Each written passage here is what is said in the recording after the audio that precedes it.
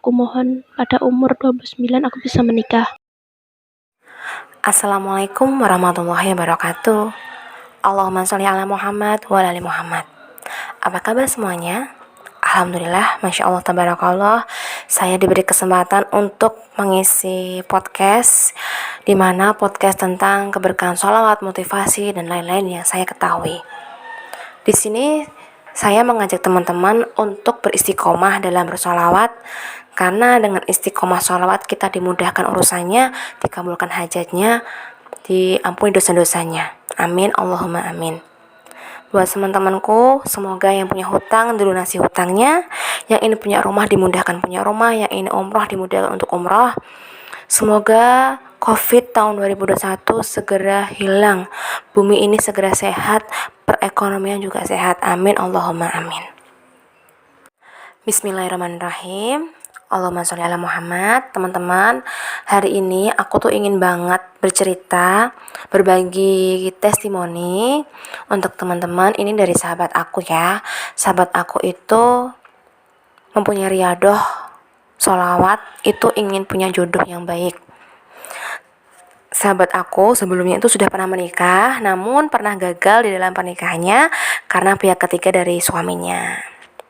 Nah, ini ada cuplikan video dari sahabat aku. Semoga teman-teman semakin termotivasi dalam bersolawatnya, ibadahnya. Dengan video ini, teman-teman mungkin sedikit semangat lagi ya untuk mendawamkan sholawat. Setelah itu nanti saya akan menjelaskan detailnya, ceritanya bagaimana sih temanku itu bisa dapat jodoh. Nah, jangan lupa subscribe ya teman-teman. Assalamualaikum warahmatullahi wabarakatuh. Perkenalkan, saya ini adalah satu cerita yang istimewa dari Allah. Perceraianku dari mantanku karena ada pihak ketiga. Suamiku yang berkhianat 1,5 tahun yang lalu, yang membuatku sangat terpukul, yang mungkin ini adalah teguran dari Allah atas dosa-dosaku yang lalu. Alhamdulillah, dari sini aku dipertemukan lagi dengan teman lamaku yang kini jadi sahabatku. Dia mengajarkanku sholawat hingga aku istiqomah, dan aku yakin akan segala hajatku terkabul. Yang aku tulis di kertas hingga permohonanku pertama terkabul, yaitu aku mohon pada umur 29 aku bisa menikah, dan Allah maha mendengar. Masya Allah, tanggal 9 April aku diperkenalkan oleh keluargaku sendiri dengan seorang laki-laki yang gemar bersolawat juga. Dari perkenalanku dari jarak jauh, yang memang dia bertempat tinggal di luar kota yang jauh dari tempat tinggalku. 6 Mei 2021 dia melamarku, dan bulan keluargaku bisa sakinah mawaddah warahmah, bahagia dunia dan akhirat. Makasih. Assalamualaikum warahmatullahi wabarakatuh. Nah, itu tadi teman-teman cuplikan testimoni dari sahabat aku. Sebenarnya aku dan sahabat aku itu udah lama gak pernah konek-konekan lagi ya, WA-an, komunikasi jarang banget, paling cuma say hello aja. Tapi waktu itu namanya juga petunjuk dari Allah, saya itu tiba-tiba WA aja teman-teman untuk mengajak bersolawat.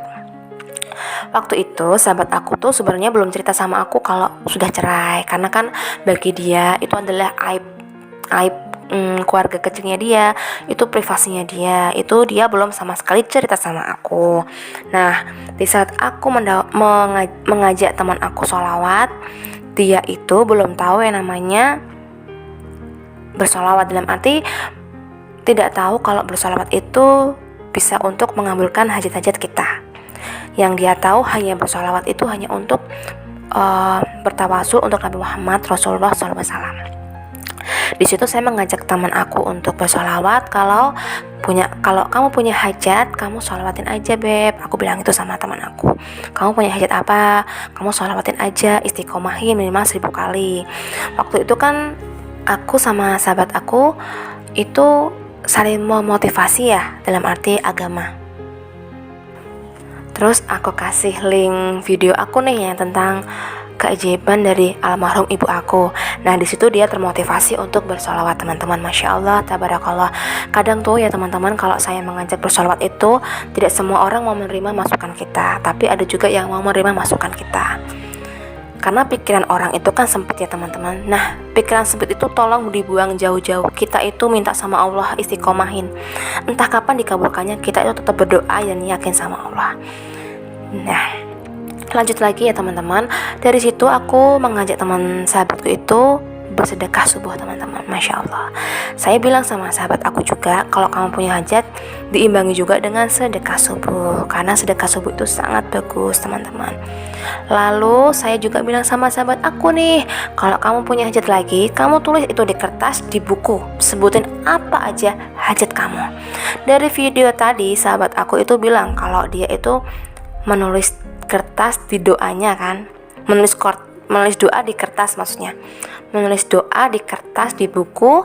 Sahabatku itu menyelipkannya di Al-Quran teman-teman. Masya Allah, ini ilmu baru teman-teman, menyelipkan doa di kertas, diselipkannya di Al-Quran. Masya Allah. Nah di dalam doa itu ada 5 yang dia tulis. Kalau dia itu punya doa yang pertama, dia tuh ingin menikah di umur 29, Masya Allah.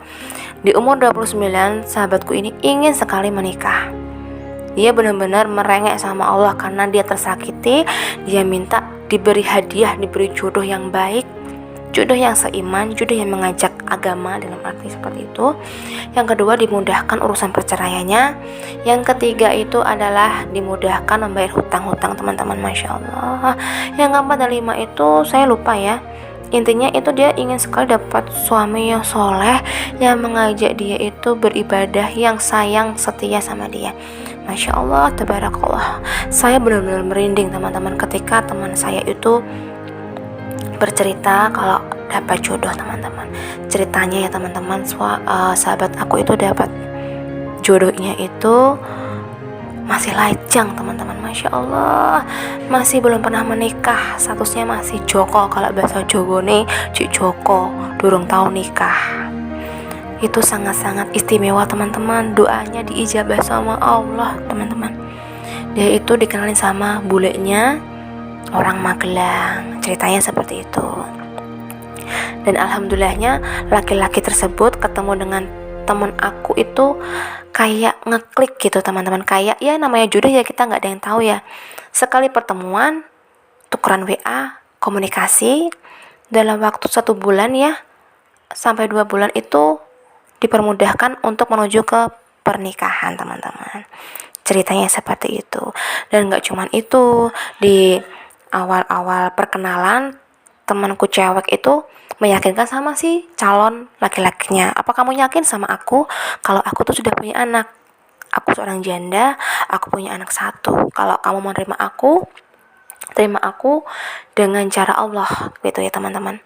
Dan si calonnya suaminya itu berkata kalau aku menikah karena Allah, karena aku lillahi ta'ala, menikahnya karena Allah, insya Allah dipermudah sama Allah. Masya Allah, ini laki-laki yang benar-benar mengajak ke pernikahannya karena Allah teman-teman. Karena kebanyakan laki-laki kalau sudah punya anak itu ya, punya istri dan punya anak dari laki-laki lain itu berpikir berkali-kali. Tapi karena kita dimudahkan ya, dia berdoa aja sama Allah, mintain sama Allah diberi barang bagus, diberi cowok yang lajang. Dan teman-teman, Masya Allahnya dia tuh punya hutang. Namanya teman sahabatku itu tadinya gak tahu yang namanya hutang riba. Dia punya hutang riba sebesar 30 juta. Dan doa yang dia tulis di buku itu sama persis yang apa dia minta dikabulkan sama Allah. Hutang 30 jutanya lunas cash. Masya Allah, Masya Allah, Masya Allah.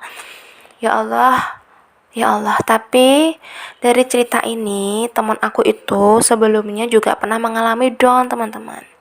Yang namanya, kok doaku gak dikabulkan? Kenapa doaku gak dikabulkan sama Allah, Beb? Bilang gitu sama aku. Aku bilang, kalau doamu belum dikabulkan, kamu jangan bilang seperti itu. Kamu tetap berdoa, kamu jangan berprasangka jelek sama Allah. Kalau kamu bilang, kok doaku gak dikabulkan, ya gak bakal dikabulkan. Doa itu yang enak-enak aja, Beb. Kalau mau dikabulkan, alhamdulillah. Kalau belum dikabulkan, tetap berdoa, istiqomain aja doa-doamu, hajat kamu apa. Dari situ teman aku mulai pasrah ya, teman-teman. Teman aku mulai pasrah kalau dia itu udah deh, kapan Allah mau mengabulkan, yang penting aku yakin dikabulkannya.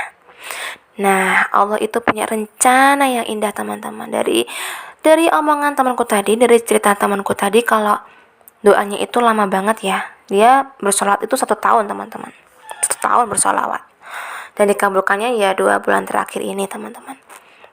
Dari cerita itu, tidak ada doa yang tidak dikabulkan. Kalaupun tidak dikabulkan, itu jadi pahala buat kita. Allah itu tahu apa doa-doa kita, baik doa yang di dalam hati, doa yang diucapkan, doa yang di dalam kertas, teman-teman. Allah itu merencanakan buat sahabat aku yang tadinya lama tidak dikabulkan doanya, langsung dikabulkan. Langsung 5 doa itu dikabulkan sama Allah. Masya Allah. Gimana teman-teman? Masih ragu gak dalam bersolawat? Ini benar-benar yang namanya keajaiban solawat, teman-teman. Kita mintanya sama Allah, ibadahnya sama Allah, sholat sunnahnya juga sama Allah, niatnya juga karena Allah. Tapi kita minta itu sama Allah, gak sama orang lain. Tetap ada ikhtiarnya. Tapi yang namanya ikhtiar itu 30% ikhtiar, 70% namanya ikhtiar langit. Itu adalah salah satu testimoni dari sahabat aku yang tadinya itu sempat down, tapi ternyata Allah merencanakan sesuatu hal yang tidak disangka-sangka oleh sahabat aku. Baginya mungkin sempit pikirannya, kalau kecil dikabulkan. Ternyata Allah itu sangat istimewa. Allah merencanakan sesuatu yang kita tidak ketahui. Bagaimana sih Allah mengabulkan doa-doa kita? Masya Allah. Alhamdulillah, terima kasih teman-teman sudah mendengarkan cerita ini. Semoga teman-teman terinspirasi untuk semakin bersolawatnya. Jangan lupa subscribe ya teman-teman. Semoga saya semakin termotivasi juga untuk mengajak teman-teman bersolawat, memotivasi teman-teman semuanya yang mendengarkan podcast ini. Terima kasih. Wassalamualaikum warahmatullahi wabarakatuh.